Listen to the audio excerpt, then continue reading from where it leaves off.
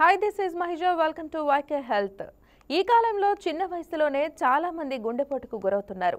Food habits మారడం, వ్యాయామాలకు దూరం కావటం కూడా గుండెపోట్లు రావడానికి కారణమవుతున్నాయి. హార్ట్ అటాక్లు రాకుండా ఉండేందుకు ఎలాంటి జాగ్రత్తలు తీసుకోవాలి, లైఫ్ స్టైల్ను ఎలా మార్చుకోవాలి అనే విషయాలను తెలుసుకోవడానికి మనతో పాటు ఉన్నారు కార్డియాలజిస్ట్ బోలినేని రఘురామ్. సో మీకు ఈ విషయంలో ఎలాంటి డౌట్స్ ఉన్నా కూడా స్క్రీన్పై కనిపిస్తున్న నెంబర్స్కు కాల్ చేసి డాక్టర్ గారితో మాట్లాడవచ్చు. సార్ నమస్తే sir, welcome to our show. Sir అసలు మనకి ఈ డేస్లో నవడేస్ చూస్తుంటే చిన్న పిల్లల నుంచి పెద్దవాళ్ళ వరకు కూడా ఏ ఏజ్ వాళ్ళకి ఎప్పుడు వస్తుందో తెలియట్లేదు హార్ట్ ఫెయిల్యూర్. అసలు హార్ట్ ఫెయిల్యూర్ అంటే ఏంటి? హార్ట్ ఫెయిల్యూర్ అంటే గుండె పనితీరు తగ్గటాన్ని మనం హార్ట్ ఫెయిల్యూర్ అంటామమ్మా. హార్ట్ ఫెయిల్యూర్ అంటే మామూలుగా మనకి గుండె అనేది మనకి ఒక పంపింగ్ ఆర్గాన్ లాంటిది. అంటే అన్ని అవయవాలకి గుండె రక్త సరఫరా అనేది పంపింగ్ ఆర్గాన్ లాంటిది. ఒక గుండె నిమిషానికి 5 లీటర్స్ ఆఫ్ బ్లడ్ని పంప్ చేస్తూ ఉంటుంది. అంటే మనకి పైన బ్రెయిన్ నుంచి కింద కాళ్ళక వరకు అన్ని అవయవాలకి రక్త సరఫరా చేసేది గుండె. ఈ పనితీరులో లోపం ఉన్నప్పుడు మనం దీన్ని హార్ట్ ఫెయిల్యూర్ అంటాము.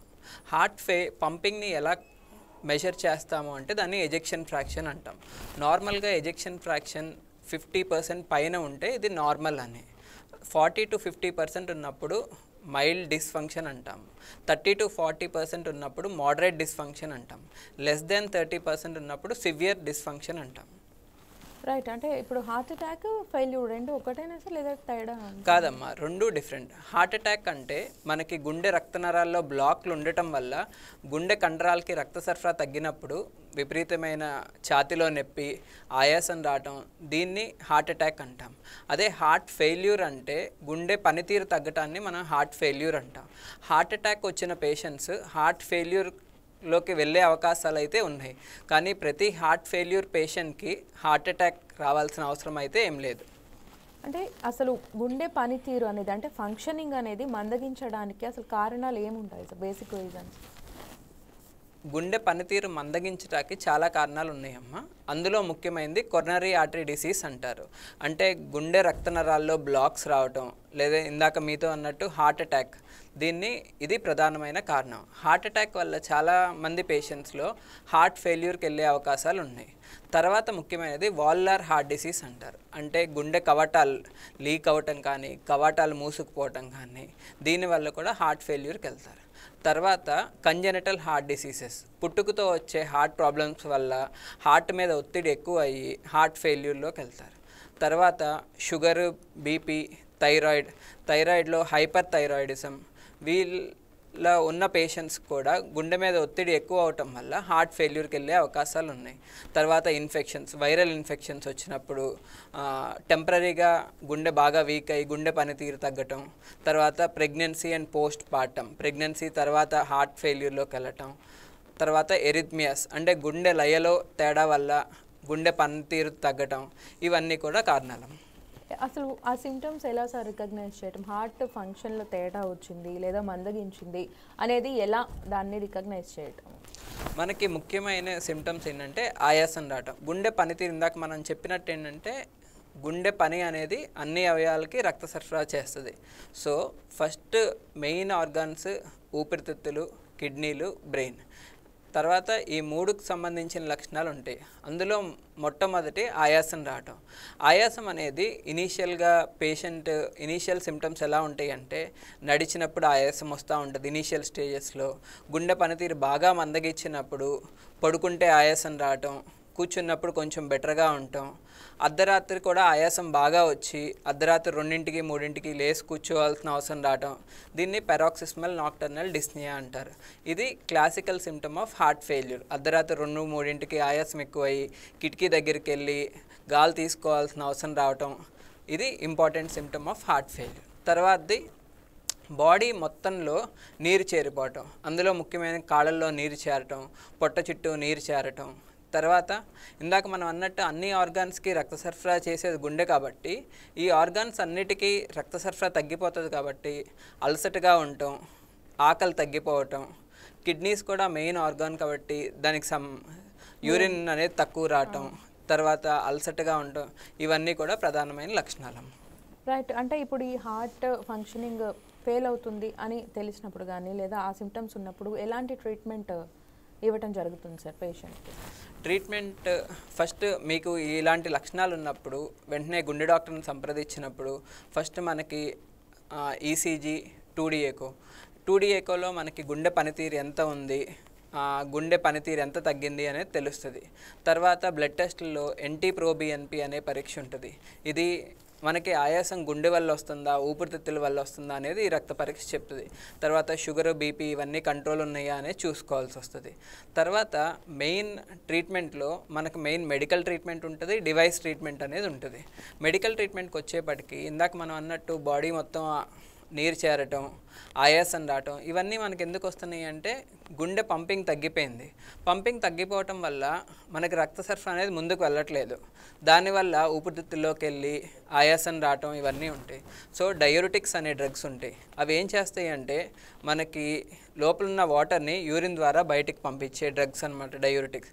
తర్వాత ఆర్నీ అనే drugs, SGLT2 inhibitors. ఆర్నీ SGLT2 inhibitors ఈ 2 డ్రగ్స్ వండర్ డ్రగ్స్ అని హార్ట్ ఫెయిల్యూర్కి ఇప్పుడు గుండె పంపింగ్ని ఇంప్రూవ్ చేయటం, గుండె పనితీరుని పెంచే డ్రగ్స్ లాగా మనం భావిస్తాం. తర్వాత డివైసెస్ అనేవి ఉంటాయి. మనకి గుండె పంపింగ్ బాగా తగ్గిపోయినప్పుడు లేకపోతే దానివల్ల గుండె లయలో మనకు అబ్నార్మాలిటీస్ ఉన్నప్పుడు ICDs, CRTs అనే పరికరాలు కూడా పెట్టొచ్చు. రైట్. అంటే మనం మామూలుగా హార్ట్ ట్రాన్స్ప్లాంటేషన్ అని చూస్తూ ఉన్నాం కదా, సో దానికి సంబంధించి ట్రీట్మెంట్ ఎలా ఉంటుంది? అంటే అందరికీ అది నీడేనా? ఏ స్టేజ్లో అది చేయాల్సి వస్తుంది? ఓకే, హార్ట్ ట్రాన్స్ప్లాంటేషన్ అనేది మనకి హార్ట్ ఫెయిల్యూర్ పేషెంట్స్కి మనం ఈ గైడ్లైన్ డైరెక్టెడ్ మెడికల్ థెరపీ ఇచ్చాక కూడా సిమ్టమ్స్ అనేవి రిలీవ్ అవ్వట్లేదు. పద్దాక నెలకు ఒకసారి కానీ నెలకు 2 సార్లు ఆ సిమ్టమ్స్ వల్ల అడ్మిట్ అవ్వటం ఇవన్నీ జరిగినప్పుడు పేషెంట్స్ మనం ట్రీట్మెంట్ ఇచ్చిన మెడిసిన్స్ కూడా పేషెంట్స్కి రెస్పాండ్ అవ్వట్లేదు, పద్దాక వచ్చి అడ్మిషన్స్ అవుతున్నారు. ఇలాంటి పేషెంట్స్లో హార్ట్ ట్రాన్స్ప్లాంట్ అనేది బెనిఫిట్ ఉంటుంది.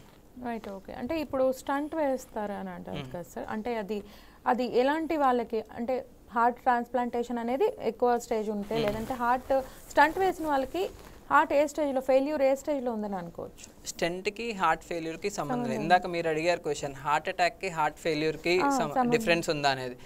స్టెంట్ ఎప్పుడు వేస్తాము అంటే హార్ట్ అటాక్ వచ్చినప్పుడు రక్తనరాల్లో బ్లాక్స్ ఉన్నప్పుడు ఆ బ్లాక్ని ఓపెన్ చేయడానికి మనం స్టెంట్ వేస్తాము. హార్ట్ ఫెయిల్యూర్, ప్రతి హార్ట్ అటాక్ వచ్చిన పేషెంట్ హార్ట్ ఫెయిల్యూర్లోకి వెళ్ళాలని రూల్ ఏం లేదు. ఓకే. లైక్ మనం ఇప్పుడు చూస్తున్నాము ఏజ్ వైజ్ కూడా అసలు చిన్నపిల్లలకి ఎక్కువ జిమ్ చేసి వస్తున్న వాళ్ళకి హార్ట్ అటాక్తో వాళ్ళు ఇదవుతున్నారు. దానికి రీజన్ బ్లడ్ పంపింగ్ ఎక్కువ అవ్వటమా? అది దానికి రీజన్ ఏమై ఉంటుంది? అంటే జిమ్కి వెళ్ళిన వాళ్ళలో హార్ట్ అటాక్స్ ఎక్కువ వస్తున్నాయి అంటే మనకి ఒకటి ఇప్పుడున్న ఫుడ్ హ్యాబిట్స్ వల్ల కానీ దేనివల్ల కానీ హార్ట్ అటాక్ అనేవి ఎక్కువ అవుతున్నాయి. చిన్న వయసులోనే ఎక్కువ మంది హార్ట్ అటాక్ బారిన గురవుతున్నారు. జిమ్ వల్ల ఎందుకు హార్ట్ అటాక్స్ ఎక్కువ అవుతున్నాయి అంటే కొంతమందికి ఛానలోపతీస్ అంటారు, అంటే జన్యుపరంగా ఏమైనా డిఫెక్ట్ ఉన్నప్పుడు అవి ఏంటంటే మనకి రొటీన్ టెస్ట్లో ఏం తెలియవు. సో వాళ్ళు ఏంటి జిమ్ ఎక్కువ చేయటం వల్ల సడన్ బర్స్ట్ ప్లాక్ ఏమైనా రప్చర్ అవ్వటం కానీ లేకపోతే ఎరిథ్మియాస్ అనేవి ట్రిగ్గర్ అవుతాయి. ఎక్సర్సైజ్ ఇండ్యూస్డ్ ఎరిథ్మియాస్ ఉంటాయి కొంతమందిలో. వాళ్ళు ఏంటంటే ఎక్సర్సైజ్ చేసినప్పుడు అవి ఎరిథ్మియాస్ అంటే గుండె లయ తప్పటం అన్నమాట. ఇవి బాగా ట్రిగ్గర్ అవటం వల్ల సడన్ డెత్స్ అనేవి ఎక్కువ అవుతున్నాయి. సో ప్రతి 30 to 40 ఇయర్స్ దాటిన వాళ్ళు, రిస్క్ ఫ్యాక్టర్స్, ఫ్యామిలీ హిస్టరీ ఉన్న వాళ్ళు, షుగర్ బీపీలు లేకపోతే స్మోకింగ్ ఇలాంటి రిస్క్ ఫ్యాక్టర్స్ ఉన్న వాళ్ళు కంపల్సరీ కార్డియాక్ చెకప్ అనేది చేసుకోవడం అవసరం. ఎంత అంటే ఎప్పటి వరకు, ఎంత టైంకి ఒకసారి చేయించుకోవాలని ఏదన్నా ఉంటుందా సార్? ఇయర్లీ వన్స్ అబ్నార్మాలిటీస్ ఉంటేనే అలా చూసుకోవాలంటారు. ఇయర్లీ వన్స్ 40 ఇయర్స్ దాటాక yearly once regular cardiac checkup చేయించుకోవడం అనేది అవసరం. ఓకే. సో ఇప్పుడు మనం మంచి హెల్దీ ఒక హార్ట్ ఫంక్షన్ హెల్దీగా ఉండటానికి ఎలాంటి జాగ్రత్తలు తీసుకోవాలంటారు ఫుడ్ వైజ్ కానీ? హార్ట్ హెల్దీగా ఉండటానికి మెయిన్ మనం ఫస్ట్ డైట్కి వచ్చేపటికి ఆయిల్ ఫుడ్స్ అనేవి బాగా తగ్గించాలి. ఫ్రూట్స్, వెజిటబుల్స్ అనేవి ఎక్కువ తీసుకోవాలి. కార్బోహైడ్రేట్స్ అనేవి తక్కువ తీసుకుని ప్రోటీన్ డైట్ అనేది ఎక్కువ తీసుకోవాలి. ఇప్పుడు చిరుధాన్యాలు కానీ మిల్లెట్స్ ఇలాంటివి ఎక్కువ తీసుకుని oil foods, process foods, bakery items ఇవన్నీ తగ్గించుకుని తింటే మంచిది. తర్వాత physical activity, daily 1/2 hour to 45 minutes of physical activity అనేది కంపల్సరీ చేయాలి. వెయిట్ అనేది కూడా ఓవర్ వెయిట్, ఒబెసిటీ అనేది కూడా ప్రధానమైన కారణం కాబట్టి వెయిట్ ఎక్కువ ఉన్న వాళ్ళు వెయిట్ కంట్రోల్లో పెట్టుకోవటం, షుగర్ బీపీ ఉన్న వాళ్ళు అవి రెగ్యులర్గా చెకప్స్ చేయించుకుని అవి కంట్రోల్లో పెట్టుకోవాలి. సో ఇప్పుడు మన కాలర్ లైన్లో ఉన్నారు, మాట్లాడదాము. శివ గారు హైదరాబాద్ నుంచి కాల్ చేశారు. శివ గారు చెప్పండి, డాక్టర్ గారికి మీ ప్రాబ్లం వివరించండి. నమస్తే డాక్టర్ గారు. నమస్తే అండి. డాక్టర్ గారు, నా గుండెలో బాగా ఈ మధ్య ఎక్కువ నొప్పి వస్తుంది. ఓకే అండి. కొన్నిసార్లు ఎడమ సైడ్, కొన్నిసార్లు రైట్ సైడ్, కొన్నిసార్లు లెఫ్ట్ సైడ్ వస్తుంది. బాగా ఓకే. వేడి ఎక్కువగా అనిపిస్తున్నట్టు బాగా అనిపిస్తుంది. గ్యాస్ ప్రాబ్లం అంటున్నాడు, దీనివల్ల ఏమైనా ఇబ్బంది అవుతుందండి? షుగర్ బీపీ ఏమైనా ఉన్నాయండి మీకు? లేవండి. షుగర్ బీపీ ఏం లేవు. అది మనకి గ్యాస్ నొప్ప గుండె నొప్ప అని తెలుసుకోవటానికి, గ్యాస్ నొప్పి గుండె నొప్పి ఎలా ఉంటుందంటే గుండె పట్టేసినట్టు ఉండటం, పట్టేసి వదలటం, కొంచెం దూరం నడిచినా గుండె నొప్పి ఎక్కువ అవటం, చెమటలు పోయటం, ఆయాసంగా ఉండటం, ఇవన్నీ గుండె నొప్పి యొక్క లక్షణాలు. మీ వయసు అండి? నా వయసు 27 అండి. 27 ఇయర్స్. సో 27 ఇయర్స్ కాబట్టి మోస్ట్లీ అది గుండె నొప్పిలాగా ఏమి అనిపించట్లేదు మీరు చెప్పిన లక్షణాలు. కాకపోతే ఒకసారి ECG, 2D echo, treadmill test అనేవి ఉంటాయి, అవి ఒకసారి చెక్ చేయించుకుంటే మంచిదండి. థ్యాంక్ యూ డాక్టర్ గారు. ఓకే. సో మరి ఇలాంటి స్టేజ్ ఉన్నప్పుడు సార్, పేషెంట్స్కి ఇలాంటి స్టేజ్ ఉన్నప్పుడు అంటే సర్టెన్ ఏజ్ అయి ఉంటారు వాళ్ళకి రెగ్యులర్ చెకప్స్లో అంటే ఓన్లీ హార్ట్ ఫంక్షనింగ్ అయినా, లంగ్స్ కూడా ఏమైనా ట్రీట్మెంట్ వాళ్ళు చూసుకోవాల్సి వస్తుందా? Compulsory ECG, echo, treadmill test అనేది చేయించుకోవాల్సిన అవసరం ఉంది. తర్వాత స్మోకింగ్ వాళ్ళల్లో ఎక్స్రే చేయించుకోవటం, షుగర్ టెస్ట్ చేయించుకుని షుగర్ కంట్రోల్లో పెట్టుకోవాల్సిన అవసరం ఉంది. తర్వాత థైరాయిడ్ ఎలా ఉంది అని చెక్ కొలెస్ట్రాల్ కంట్రోల్లో ఉందా లేదా, ఇవన్నీ చెక్ చేయించుకుంటా ఉంటే మంచిదమ్మా. Right sir. అంటే ఇప్పుడు మీరు ఇందాక చెప్పినట్టు సడన్గా ఒక్కొక్కసారిగా వెళ్ళి మనకు కిటికీ దగ్గర నిల్చోవాలనిపిస్తుంది, రెస్పిరేటివ్గా బాగా ఇబ్బంది ఉంటుంది, దానికి అంటే ఎక్కువగా గురక స్నోరింగ్ వచ్చే వాళ్ళకి ఏదైనా హార్ట్ ప్రాబ్లమ్గా దాన్ని కన్సిడర్ చేయొచ్చా? స్నోరింగ్ వచ్చే వాళ్ళల్లో హార్ట్ ప్రాబ్లమ్స్ వచ్చే అవకాశాలు ఎక్కువ ఉంటాయి. ఎందుకంటే మనకి స్నోరింగ్ వచ్చిన వాళ్ళల్లో లోపల ఉన్న ఫిజియాలజీ వల్ల, స్నోరింగ్ వల్ల బీపీ అనేది ఎక్కువ ఉంటుంది. ఈ బీపీ అనేది ఎక్కువ ఉండటం వల్ల మళ్ళీ గుండె మీద ఒత్తిడి కలగజేస్తుంది. స్నోరింగ్ చేసే వాళ్ళల్లో హార్ట్ అటాక్ వచ్చే అవకాశాలు ఎక్కువ ఉంటాయి అమ్మ. సో వీళ్ళు రెగ్యులర్గా చెకప్ చేయించుకోవాలి. స్నోరింగ్ చేసే వాళ్ళలో ఎక్కువ అధిక బరువులో ఉంటారు. సో బరువు తగ్గాలి. రెగ్యులర్గా కార్డియాలజిస్ట్ని, పల్మనాలజిస్ట్ని కలిసి చెక్ చేయించుకోవాల్సి వస్తుంది. ఒకసారి స్లీప్ స్టడీ అనేది చేయించుకోవటం మంచిదమ్మ వీళ్ళు. Okay sir. అంటే లంగ్స్ ఇప్పుడు మనం ఇప్పుడు స్నోరింగ్ గురించి మాట్లాడుతాం, దానికి అంటే లంగ్స్కి ప్రాబ్లమ్గా దాన్ని కన్సిడర్ చేయాలి సార్, హార్ట్కి సంబంధించి రిలేటెడ్గా అయినా? స్నోరింగ్ అమ్మ, ఆయాసం అమ్మ? స్నోరింగ్ అనేది ప్రతి స్నోరింగ్ చేసే పేషెంట్లో హార్ట్ ప్రాబ్లం ఉండాల్సిన అవసరం ఏం లేదు. అది మోస్ట్లీ ఊపిరితిత్తుల వల్ల ఇబ్బంది. ఓకే. సో అంటే ఫుడ్స్ మెయిన్గా బ్లడ్లో మనకి కొలెస్ట్రాల్ ఎక్కువ అవటం వల్ల బ్లడ్ ఫంక్షనింగ్ మందగించి హార్ట్కి మనకి ఎక్కువ ఇదిగా రావచ్చు. సో ఎలాంటి ఫుడ్ అనేది మనకి కొలెస్ట్రాల్ ఎక్కువ ఫామ్ అవ్వకుండా ఉంటుంది? ఎస్పెషల్గా ఈ హార్ట్ ప్రాబ్లం ఏదో లైట్గా ఉన్న వాళ్ళు ఎలాంటి ఫుడ్ వాళ్ళకి సజెస్టబుల్? అదేనమ్మా, ఇందాక మనం అనుకున్నట్టు వాళ్ళు ఆయిల్ ఫుడ్స్ అనేవి తగ్గించి తినాలి. డైలీ ప్రోటీన్ ఫుడ్ ఎక్కువ తీసుకోవాలి. ఫ్రూట్స్ అండ్ వెజిటబుల్స్ ఎక్కువ తీసుకోవాలి. Okay sir. అంటే పర్టికులర్గా మనకి వైటమిన్స్ కన్సిడరింగ్ ఫుడ్ ఉంటాయి కదా, వాళ్ళ కోసం ఎలాంటి వైటమిన్స్ ఫుడ్ తీసుకోవాలి? వైటమిన్స్ రిలేటెడ్ ఫుడ్ కాకుండా గ్రీన్ లీఫీ వెజిటబుల్స్, ఫ్రూట్స్ అవి ఎక్కువ తీసుకోవాలి. Okay sir. అంటే మామూలుగా పిల్లల నుంచి కూడా వస్తుంటుంది కదా, పిల్లల నుంచి పెద్దవాళ్ళ వరకు కూడా. సో సపోజ్ ఆల్రెడీ స్టంట్ పడిన పేషెంట్స్ కానివ్వండి, వాళ్ళు ఎలాంటి డైట్ ఫాలో చేస్తే మంచిది అంటారు? అదే, వాళ్ళు ఎక్కువ ఆయిల్ ఫుడ్స్ తీసుకోకూడదు. ఫ్రూట్స్, వెజిటబుల్స్ ఎక్కువ తీసుకోవాలి. రెడ్ మీట్ అనేది అవాయిడ్ చేయాలి. రెడ్ మీట్ అంటే మటన్, ఇవి అవాయిడ్ చేయాలి. తీసుకుంటే లీన్ మీట్, ఫిష్ కానీ, స్కిన్లెస్ చికెన్ కానీ ఇవి తీసుకోవచ్చు.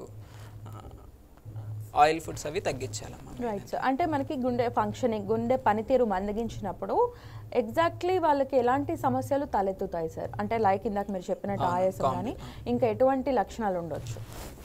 ఇవి మీరు చెప్పింది ఏంటంటే గుండె పనితీరు మందగించినప్పుడు మనం చూసే కాంప్లికేషన్స్ ఏమేమి ఉంటాయి. హార్ట్ పరంగా చూస్తే గుండె పనితీరు బాగా తగ్గినప్పుడు ఏంటంటే ఎరిథ్మియాస్ అంటాం, అంటే గుండె లయ తప్పటం. ఎరిథ్మియాస్ అనేవి వీళ్ళల్లో కామన్. తర్వాత సడన్ కార్డియాక్ డెత్ కూడా వీళ్ళల్లో మోస్ట్ కామన్ అనమాట. గుండె పనితీరు బాగా మందగించినప్పుడు. తర్వాత షాక్లోకి వెళ్ళటం, అంటే గుండె పంపింగ్ బాగా తగ్గిపోయింది కాబట్టి వీళ్ళల్లో బీపీ అనేది చాలా తక్కువ ఉండటం, కార్డియోజెనిక్ షాక్లోకి వెళ్తారు. ఇవి మెయిన్ బాగా ఇంపార్టెంట్ కాంప్లికేషన్స్ హార్ట్ పరంగా. తర్వాత మనం ఊపిరితిత్తుల పరంగా చూసుకుంటే వీళ్ళు పద్దాక పల్మరీ ఎడిమాలోకి వెళ్తూ ఉంటారు. పల్మరీ ఎడిమా అంటే గుండె పనితీరు తగ్గింది కాబట్టి ఆ పంపింగ్ కెపాసిటీ తగ్గినప్పుడు మొత్తం ఊపిరితిత్తుల్లో నీరు చేరటం, బాగా ఆయాసం పడటం, దీన్ని పల్మరీ ఎడిమా అంటారు.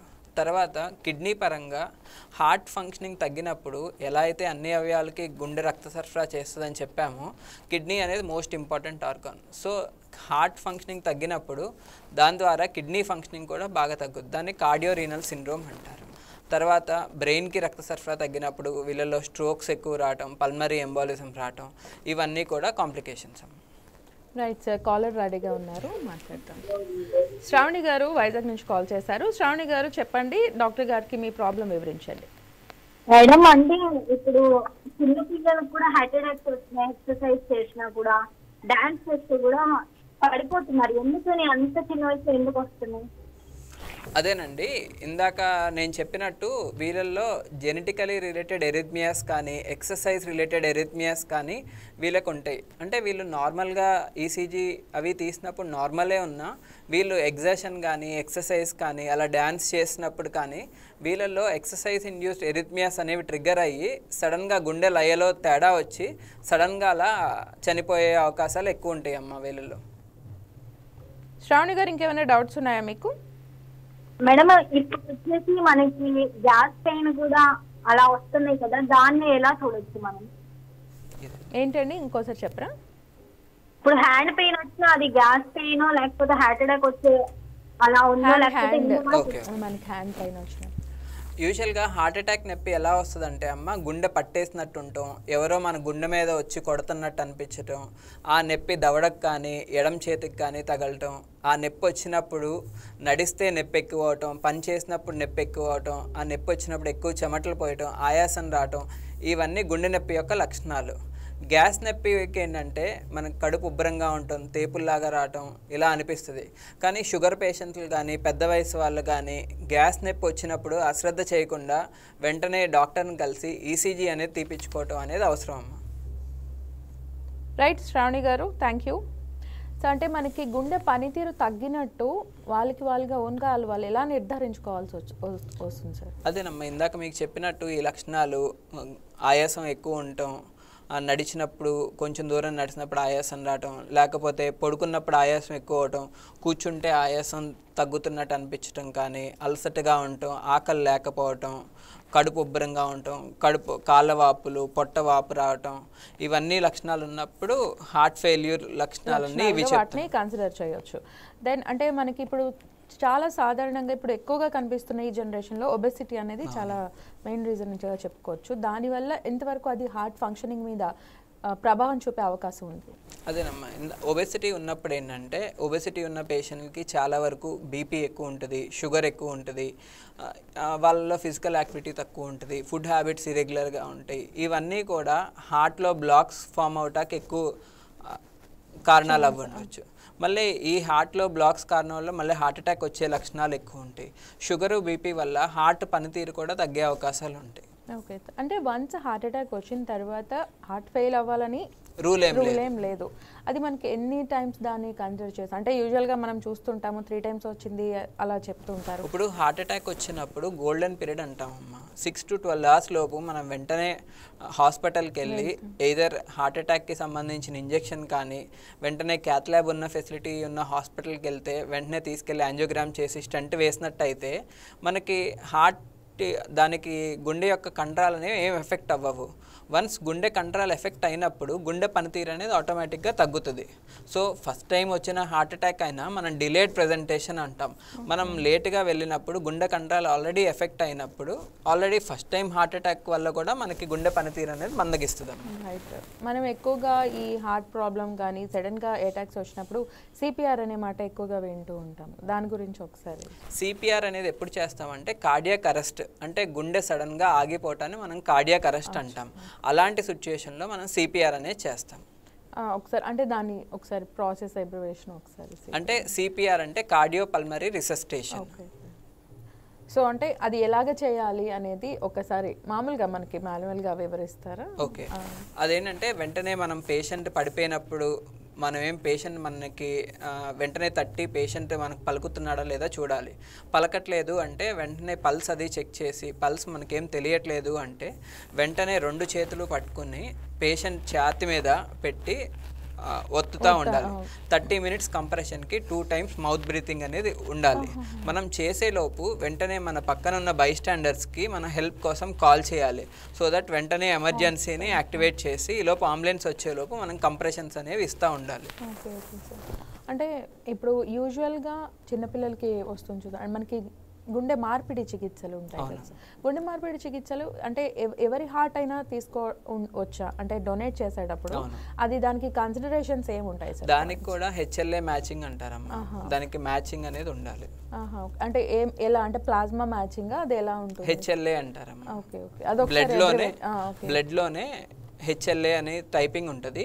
దాన్ని మ్యాచ్ చేసి దానికి మనకు సరిపోతుందా లేదా అనేది చూస్తారు. Okay sir. అంటే ఇప్పుడు సపోజ్ ఒక హార్ట్ పేషెంట్ వెళ్ళారు, సో వాళ్ళకి ఎంతవరకు మీకు కంపల్సరీ ట్రాన్స్ప్లాంటేషన్ చేయాలి అని చెప్పారనుకోండి, ఆ ఛానల్ ఎలా ఉంటుంది సార్? అంటే వాళ్ళు ఎలాగా దాన్ని అప్రోచ్ అవ్వాలి ఇలాంటి వాటి కోసం?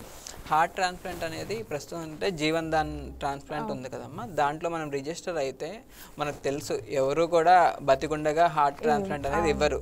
సో మనకి బ్రెయిన్ డెడ్ పేషెంట్స్ వీళ్ళు ఉన్నప్పుడు ఎవరన్నా ఆర్గన్స్ డొనేట్ చేయడానికి రెడీ ఉన్నప్పుడు మన నేమ్ అది రాస్తూ ఉంటారు. ఈలోపు మనకు వచ్చిన ప్రయారిటీ ప్రకారం దాన్ని మనకి ఇస్తూ ఉంటారు. రైట్. అంటే రెగ్యులర్ వ్యాయామం, మనకి రెగ్యులర్ హెల్త్ అనేది చాలా ఇంపార్టెంట్. అంటే ఒక కన్సిస్టెన్సీగా మెయింటైన్ చేస్తూ ఉండాలి. సో ఈ హార్ట్ పేషెంట్స్ కోసం ఒక రెగ్యులర్ డైట్ ప్లాన్ కానీ ఒక హెల్త్ ప్లాన్ కానీ ఎలాగ వాళ్ళు మెయింటైన్ చేయాలో ఒకసారి వివరించండి. అదే రెగ్యులర్ అంటే ప్రతిరోజు 1/2 hour to 45 minutes of moderate activity. అంటే మనం వారం ప్రకారం చూసుకుంటే వారంలో minimum 150 minutes of moderate activity అంటే వాకింగ్ కానీ సైక్లింగ్ కానీ స్విమ్మింగ్ ఇలాంటి యాక్టివిటీస్ చేయొచ్చు. తర్వాత మరీ విగరస్ హార్ట్ ప్రాబ్లం ఉన్న వాళ్ళు మరీ విగరస్ అంటే వెయిట్స్ ఎక్కువ ఎత్తడం, జిమ్లోకి వెళ్ళటం ఇలాంటివి కాకుండా రెగ్యులర్ యాక్టివిటీస్ అనేవి చేసుకోవచ్చు. తర్వాత డైట్ విషయానికి వస్తే మనం తినే ఆహారాల్లో ఎక్కువ ప్రోటీన్ ఫుడ్ పెట్టుకొని కార్బోహైడ్రేట్స్ అనేవి తగ్గించి తినాలి. మనం తీసుకునే ఆహారంలో ఎక్కువ గ్రీన్స్ అంటే గ్రీన్ లీఫీ వెజిటేబుల్స్ కానీ ఫ్రూట్స్ కానీ ఎక్కువ ఉండేటట్టు చూసుకోవాలి. Right sir. సో అంటే ఇప్పుడు ఒక పేషెంట్ హార్ట్ పేషెంట్ ఉన్నారు, వాళ్ళకి డయాబెటిక్ ఉంటే వాళ్ళు ఇంకెంత జాగ్రత్తగా ఉండాలంటారు ఒకసారి? డయాబెటిక్ ఉన్న పేషెంట్స్ రెగ్యులర్గా షుగర్స్ అనేవి చెక్ చేయించుకుంటూ ఉండాలి. షుగర్ కంట్రోల్లో పెట్టుకోవాలి. HbA1c అనేది మనం బిలో 7 మెయింటైన్ చేసుకుంటూ ఉండాలి. రెగ్యులర్ ఫిజికల్ యాక్టివిటీ చేసుకోవాలి. ఇయర్లీ వన్స్ కార్డియాక్ చెకప్ చేయించుకోవాలి. ఆల్రెడీ హార్ట్ ప్రాబ్లం ఉన్నప్పుడు every 2 months to 3 months cardiac checkup చేయించుకుంటూ ఉండాలి. ఎందుకంటే వీళ్ళలో షుగర్ పేషెంట్స్ వాళ్ళల్లో నార్మల్ పర్సన్స్కి వచ్చినట్టు గుండె ఛాతి నొప్పి రావటం ఇలా రాకపోయినా అబ్నార్మల్ అంటే ఏటిపికల్ చెస్ట్ పెయిన్స్ అంటాం వీళ్ళలో. అంటే మనకు మామూలుగా గుండె నొప్పి వచ్చినప్పుడు గుండె పట్టేసినట్టు ఉంటాం ఇలా ఉంటుంది. కానీ షుగర్ పేషెంట్లు ఏంటంటే దవడ నొప్పి కానీ చేయి లాగేయటం కానీ ఆయాసం రావటం ఇవి కూడా హార్ట్ అటాక్ యొక్క లక్షణాలే షుగర్ పేషెంట్స్. సో ఇలాంటి లక్షణాలు ఉన్నప్పుడు వెంటనే గుండె డాక్టర్ గారిని కలిసి ECG 2D ఎకో అవి చేయించుకోవటం తప్పనిసరి. అంటే కొందరిలో మనం చూస్తుంటాము నిద్రలో ఉన్నారు నిద్రలోనే పోయారు అని అంటుంటారు. అది ఎలాగ సంభవిస్తుంది సార్? అంటే అది కూడా అది కూడా అంతే. మేజర్ హార్ట్ అటాక్ వచ్చినప్పుడు సో షుగర్ పేషెంట్స్ వాళ్ళకి నేను చెప్పినట్టు ఎక్కువ నొప్పి రాకపోవటం, సో హార్ట్ అటాక్ మేజర్గా వచ్చి హార్ట్ అటాక్ పర్సే వల్ల చనిపోరు, దానివల్ల ఎరిథ్మియాస్ అంటాం గుండె లయ తప్పటం. సో ఇప్పుడు చాలామంది చూస్తాం నడుస్తున్నారు సడన్గా అక్కడ కొలాప్స్ అయిపోతున్నారు. అంటే మేజర్ హార్ట్ అటాక్ వచ్చి గుండె కండరాలకి రక్త సరఫరా బాగా తగ్గిపోవటం వల్ల ఎరిథ్మియాస్ అంటే గుండె లయలో అబ్నార్మాలిటీస్ రావటం వల్ల సడన్గా అక్కడ VT-VF అంటాం ventricular tachycardia and ventricular fibrillation ఇవి రావటం వల్ల అక్కడికక్కడ కార్డియాక్ అరెస్ట్ అవుతున్నారు. రీసెంట్ టైమ్స్లో చూసుకుంటే మనము ఆఫ్టర్ కోవిడ్ వ్యాక్సినేషన్ ఎక్కువ ఈ హార్ట్ ఫెయిల్యూర్స్ అనేవి ఎక్కువ చూస్తున్నాము. అది ఎగ్జాక్ట్లీ దాని వల్లనే అంటారా? దానివల్ల ఇది చాలా మందికి అపోహ ఉందమ్మా, వ్యాక్సినేషన్ వల్ల హార్ట్ అటాక్స్ అనేవి ఎక్కువ వస్తున్నాయి అంటే వ్యాక్సినేషన్ పర్సే వల్ల హార్ట్ అటాక్స్ అనేవి ఎక్కువ రావట్లేదు. కోవిడ్ రావటం వల్ల మన బాడీలో ఇన్ఫ్లమేటరీ సిస్టమ్ అనేది బాగా ఎఫెక్ట్ అవటం వల్ల గుండె రక్తనరాల్లో క్లాట్స్ ఫామ్, గుండె రక్తనరాలనే కాదు ఏ అవయాల్లో ఏదో బ్రెయిన్కి వెళ్ళే రక్తనరాల్లో కానీ కాళ్ళ రక్తనరాలు కానీ లేకపోతే ఎక్కడన్నా రక్తనరాల్లో బ్లాక్స్ ఏర్పడటం దానివల్ల క్లాట్స్ ఏర్పడటం వల్ల హార్ట్ అటాక్ అనేది ఎక్కువ వస్తుంది. కానీ కోవిడ్ వల్ల హార్ట్ అటాక్ ఛాన్సెస్ ఎక్కువైనాయి, కానీ కోవిడ్ వ్యాక్సినేషన్ వల్ల అనేది హార్ట్ అటాక్స్ అనేవి ఎక్కువ కాదు. Okay okay. ఇప్పుడు ఇందాక మీరు చెప్పినట్టు సివియర్ అటాక్ వస్తుందని చెప్పారు కదా సార్, అంటే ఫస్ట్ మైల్యూట్గా వచ్చిన తర్వాతనే అది రావాలని ఉందా, ఒకేసారి డైరెక్ట్గా సివియర్ అటాక్ ఒకేసారి సివియర్ అటాక్ కూడా రావచ్చు అంకల్? అలాంటి అంటే ఆ సిమ్టమ్స్ ఎలా ఉంటాయండి? అదేనమ్మా మనం చెప్పినట్టు మనకి వార్నింగ్ సైన్స్ లాగా ఉంటాయి. షుగర్ పేషెంట్స్ ఏమనుకుంటారు, గుండె నొప్పి, గ్యాస్ నొప్పి లాగా వచ్చినప్పుడు తేపులు వస్తున్నాయి, అది గ్యాస్ నొప్పే కదా అని అశ్రద్ధ చేయటం, లోకల్గా వెళ్ళి ప్రాక్టీషనర్స్ దగ్గర గ్యాస్ టాబ్లెట్లు కానీ గ్యాస్ ఇంజెక్షన్స్ కానీ చేయించుకుంటారు. ఇవన్నీ కూడా ఏంటంటే వాళ్ళు దాన్ని నెగ్లెక్ట్ చేయటం వల్ల సో నెక్స్ట్ ఏమవుతుంది, గుండెకి వెళ్ళే రక్తనాళాల్లో బ్లాక్స్ ఏర్పడినాయి. సో రీచ్ అవ్వాల్సిన టైంలో ఆయన రీచ్ అవ్వట్లేదు, రెస్పాండ్ అవ్వట్లేదు. సో స్లోగా రక్త సరఫరా తగ్గిపోవటం, కండరాలు వీక్ అవటం, ఈ ఎరిథ్మియాస్ అనేవి డెవలప్ అవటం, సడన్గా డెత్ అవుతున్నారు. ఓకే సార్, మనకి మామూలుగా హార్ట్ ఫంక్షనింగ్లో బ్యాడ్ బ్లడ్ వెళ్ళి పంప్ చేసి అది ఆ పర్సెంటేజ్ ఎలా ఉంటుంది సార్? అంటే బ్లడ్ చెడు రక్తం వెళ్ళినప్పుడు మనకి ఎలాంటి ఫుడ్ వల్ల అది ఎక్కువ మనకి ఫామ్ అవుతుందని ఏమైనా ఉంటుందా? అదే మనం ఇందాక చెప్పినట్టు ప్రాసెస్ ఫుడ్స్ కానీ బేకరీ ఐటమ్స్, బయట ఫ్రైడ్ ఫుడ్స్ ఇవన్నీ తీసుకోవటం వల్ల మన బాడీలో కొలెస్ట్రాల్ లెవెల్స్ అనేవి బాగా ఎక్కువ ఉంటాయి అమ్మ. కొలెస్ట్రాల్ లెవెల్స్ ఎక్కువ ఉన్నప్పుడు ఆటోమేటిక్గా మన రక్తనరాల్లో బ్లాక్స్ అనేవి స్టార్ట్ అవుతాయి మైన్యూట్గా. సో ఇంకా మనం over the period of time ఆ హ్యాబిట్స్ని చేంజ్ చేసుకోలేదు అనుకోండి, ఆ బ్లాక్స్ అనేవి పెరుగుతూ ఉంటాయి. పెరిగి ఆ బ్లడ్ హార్ట్ వరకు వెళ్తుంది కాబట్టి ఆ బ్లడ్ వల్ల కాదమ్మా, బ్యాడ్ బ్లడ్ ఫ్రెష్ బ్లడ్ అనేం కాదు, మన బాడీలో ఇంప్యూర్ బ్లడ్ అంతా వెళ్ళి రైట్ సైడ్ ఆఫ్ హార్ట్కి వెళ్తుంది. రైట్ సైడ్ ఆఫ్ హార్ట్ నుంచి ఊపిరితిత్తులకి వెళ్ళి ఊపిరితిత్తుల్లో దాని ఆక్సిజనేషన్ జరిగి మళ్ళీ లెఫ్ట్ సైడ్ ఆఫ్ బ్లడ్కి వచ్చి మళ్ళీ మన బాడీకి, దానికి ఈ కొలెస్ట్రాల్ దానికి సంబంధం లేదు. Okay fine sir. అంటే ఇప్పుడు ఎమర్జెన్సీ మెడిసిన్ తీసుకుంటుంటాం కదా మనము హార్ట్ ఫంక్షన్కి సంబంధించి, అవి ఏమైనా అంటే ఎఫెక్ట్ చూపుతాయా, ఎంతవరకు పనిచేస్తాయా? ఎమర్జెన్సీ మెడిసిన్ అంటే అందులో మెయిన్ది ఆస్పిరిన్ అనే డ్రగ్ ఉంటుంది. ఈ ఆస్పిరిన్ అనేది యాంటీప్లేట్లెట్ డ్రగ్ అన్నమాట. ఇది మనకి హార్ట్ అటాక్స్ ఎక్కువ రాటాకి ప్లేట్లెట్ రిలేటెడ్ థ్రాంబస్ అంటారు, ప్లేట్లెట్ రిచ్ థ్రాంబస్. సో మనకి గుండె నొప్పి వచ్చినప్పుడు ఒకవేళ మా హాస్పిటల్లో మా దగ్గరికి వచ్చినా వెంటనే ఈ యాంటీప్లేట్లెట్ డ్రగ్స్ అనేవి ఇస్తూ ఉంటాము. ఇవి ఏం చేస్తాయంటే ఆ క్లాట్ని స్టెబిలైజ్ చేస్తాయి. Okay okay.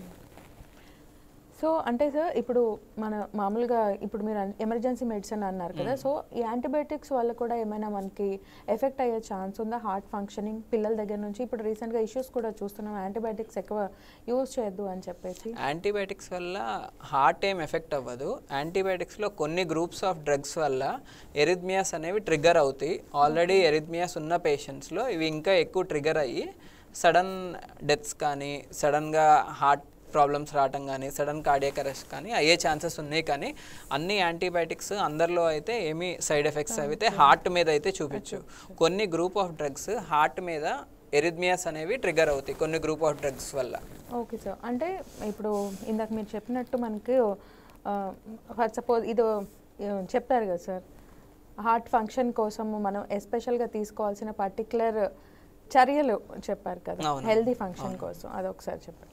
అదే హెల్దీ ఫంక్షన్ కోసం మనం చేయాల్సింది మెయిన్ ఒక 4 ఉంటాయి. అందులో డైట్కి వచ్చేప్పటికి హెల్దీ ఫుడ్ తీసుకోవటం, ప్రాసెస్ ఫుడ్స్, ఫ్రైడ్ ఫుడ్స్ ఇవన్నీ అవాయిడ్ చేయటం, ఫ్రూట్స్ అండ్ వెజిటబుల్స్ ఎక్కువ తీసుకోవటం, చిరుధాన్యాలు ఎక్కువ తీసుకోవాలి. తర్వాత physical activity daily 1/2 hour to 45 minutes of moderate physical activity అయితే వాకింగ్, సైక్లింగ్ ఇలాంటివి చేసుకోవటం, స్ట్రెస్ తగ్గించుకోవటం either through yoga or meditation, proper sleep around 6 to 8 hours of proper sleep, ఇవన్నీ మెయిన్ అనమాట హార్ట్ హెల్దీ హ్యాబిట్స్కి. తర్వాత రిస్క్ ఫ్యాక్టర్స్ ఉన్నవాళ్ళు రెగ్యులర్గా వెళ్ళి చెకప్స్ చేయించుకోవటం, షుగర్ బీపీ అవి ఉంటే కంట్రోల్ పెట్టుకోవాల్సిన అవసరం ఉంది. రైట్ సార్, అంటే ఇప్పుడు మనకి దీంట్లో హార్ట్ ఫంక్షనింగ్లో మేల్ ఫీమేల్కి ఏమైనా తేడా ఉంటుందంటారా?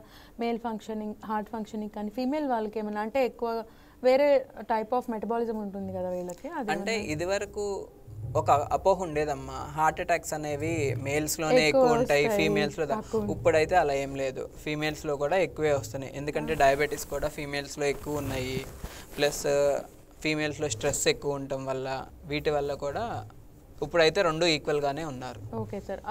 ఎగ్జాక్ట్లీ మనకి ఒబెసిటీ పేషెంట్స్లో అంటే హెరిడిటీగా వచ్చేది కాకుండా ఫుడ్ వల్ల వచ్చే ఒబెసిటీకి ఏమైనా తేడా ఉంటుందా హార్ట్ ఫంక్షనింగ్? రెండిటికి హెరిడిటరీ వల్ల వచ్చే హార్ట్ ప్రాబ్లమ్స్ వల్ల ఉంటుంది, కానీ హెరిడిటరీ వల్ల వచ్చే ఒబెసిటీకి ఫుడ్ వల్ల వచ్చే ఒబెసిటీకి అయితే రెండు సేమ్. కాకపోతే family history of heart problems ఉన్నప్పుడు మళ్ళీ మీరు ఒబెసిటీ కూడా ఉండి యాడ్ అయితే ఇది యాడిటివ్ రిస్క్ ఫ్యాక్టర్ అవుతుంది తప్ప మనం తినటం వల్ల వచ్చిన ఒబెసిటీకి ఫ్యామిలీ హిస్టరీ వల్ల వచ్చిన ఒబెసిటీకి ఏదన్నా ఒకటే.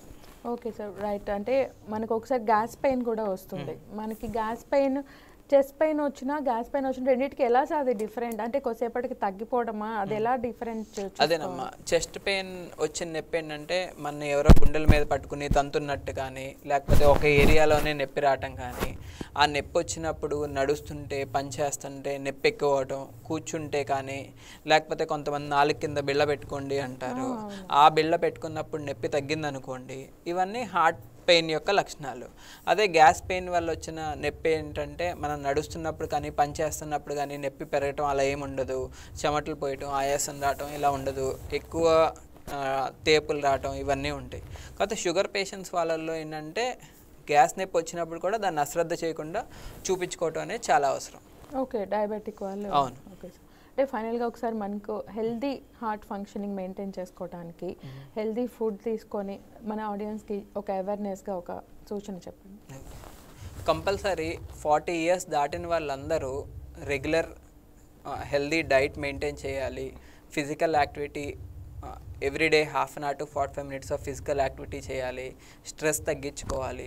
మీకు కానీ షుగర్ కానీ బీపీ కానీ ఏమైనా ఉంటే షుగర్ బీపీ కంట్రోల్లో పెట్టుకోవాలి. రెగ్యులర్ హెల్త్ చెకప్స్కి వెళ్ళాలి.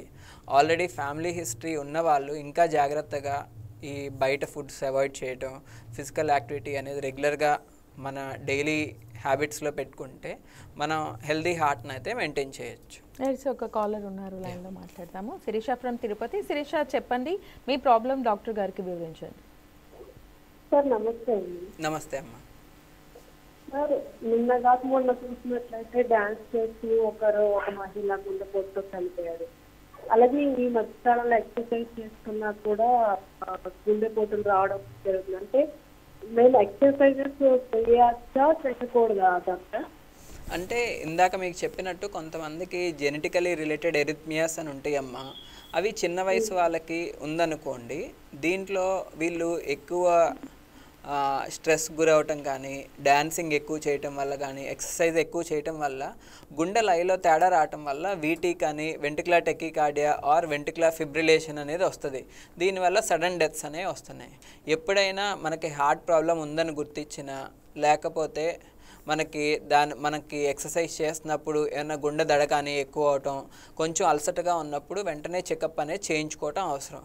దాన్ని బట్టి మనం లైట్ ఫిజికల్ యాక్టివిటీయా మోడరేట్ ఫిజికల్ యాక్టివిటీయా ఏం చేయాలనేది దాన్ని బట్టి నిర్ణయించుకోవాల్సి వస్తుంది. రైట్ శిరీష, ఇంకేమైనా డౌట్స్ ఉన్నాయా? Thank you. Thanks. Thank you. So అది సార్, సో దీన్ని బట్టి మీరు చెప్పారు ఇందాక, సో డైట్ హెల్దీ లైఫ్ స్టైల్ని అయితే ఫాలో చేస్తే మనం ప్రివెంట్ చేసే ఛాన్సెస్ అయితే చాలా ఉంటాయి సార్.